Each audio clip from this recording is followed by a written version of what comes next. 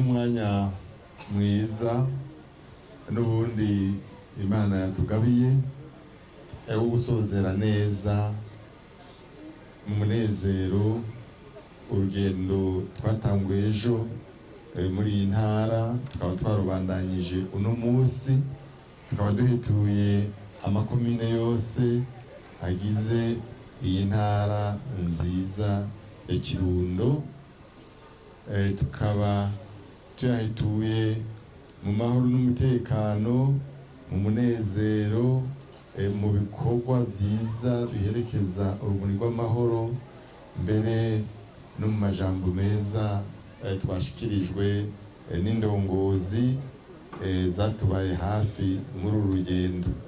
Reka rero ndujye kuri nyezina.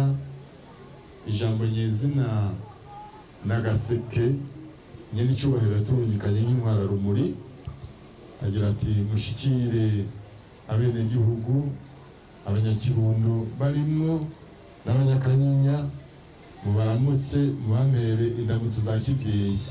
Hariho inyigisho yifuza ko tugendana tubana ku mutima iciye mu matwi, ariko gaseke nyamukuru yaturungikanye kajanye n'imbona kazoza y'iterambere rinyaruka, ku buryo mu runani rw'abarundi mu 2040 tuzoba turi igihugu cifashe, igihugu cigaba, igihugu cigaburira, kubera ko tuzoba twashoboye kugwiza umwimbu bimwe biboneka koko, haba mu bisata by'uburimyi n'ubworozi, haba mu bisata vy'indero, haba mu bisata bindi vy'amagara y'abantu, mbere n'ibindi.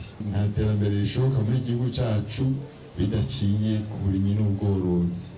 Abarimyi n'aborozi, abarundi hafi ya bose turarima turorora. Urumva rero ko ico gisata ari gisata gitegerezwa gutezwa imbere y'ibindi, kugira ngo turonke ivyo dufungura, turonke n'ivyo dushora, kugira ngo dushobore kuronka ingo zibombotse zigaba zikigaburira.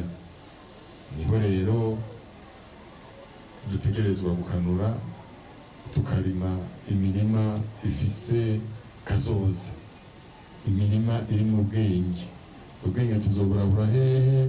Tuzoburabura ku ndongozi turi kumwe hano, kuko zirafise abahinga zizobazanira kugira ngo bashobore kutwereka nimba woroye worore nk'umwuga, nimba uriko urarima urime nk'umwuga, nimba uriko urakora igisata c'ubudandaji naho nyene ubikore nk'umwuga, kuko hariho benshi babikora ugasanga babikora no mu makosa, ugasanga ntibamenya ko bivye n'amakori n'amatagisi, ugasanga rero n'iterambere riragoye, kuko utiteje imbere ushobora guteza imbere igihugu cawe, kuko igihugu gitezwa imbere n'uwo mwimbu dufise, kuko hambavu y'ivyo twafunguye ibindi iyo tubishoye bivamo amakori n'amatagisi asahiriza leta, kandi leta tuyisaba vyinshi nk'abenegihugu, ariko tudatanze ayo matagisi n'ayo makori biragorana ko leta nayo ishobora kutuzanira rya shure, ya mabarabara, ya matara, mbere na rya barabara ry'indarayi mwumva ririko riradushwaramo mu minsi, mu myaka mike. Nuko rero nyene icubahiro yifuza ko duhindura ingendo, duhindura umurinde wo gukora, duhindura n'amasaha yo gukora, kugira ngo dushobore kugwiza bimwe biboneka wa mwimbu.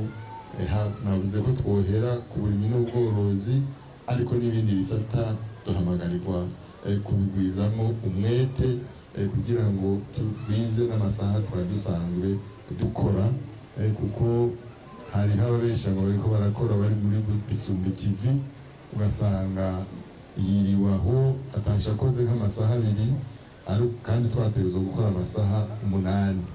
Ubu rero duhamagarwa no kurenza ayo 8 kugira ngo dushobore gutera imbere vuba.